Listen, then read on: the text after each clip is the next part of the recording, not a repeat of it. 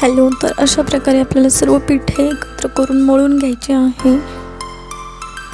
पीठ मळताना आपण त्यामध्ये कोमट पाणी टाकणार आहोत, जे की मी थोडे थोडे लागेल तसे टाकत आहे. अशा प्रकारे पिठाचा एक चांगला मऊसूत गोळा आपल्याला तयार करून घ्यायचा आहे. संपूर्ण पीठ हे चांगले मिक्स झाले पाहिजे. लागेल तसेच पाणी आपल्याला वापरायचे आहे. जास्त पातळ आणि जाड देखील आपल्याला करायचे नाही.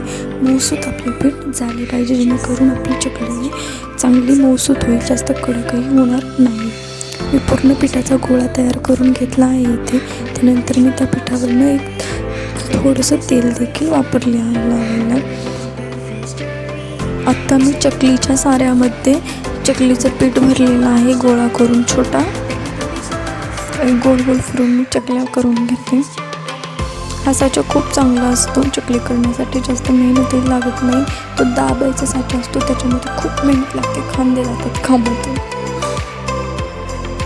खूप साऱ्या चकल्या मी अशा करून घेतल्या आहेत.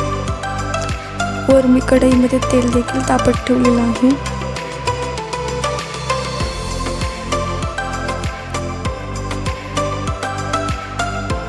छोट्या मोठ्या साहित्य मी जशा जमेल तशा चकल्या करत आहे या ठिकाणी, कारण मला इथे वेळ वाचवायचा आहे.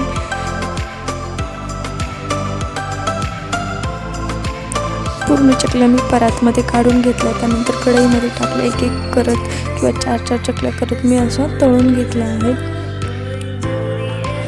चकली भाजायला खूप सुद्धा नीट लागते, नाहीतर ती आतमध्ये मऊ राहते.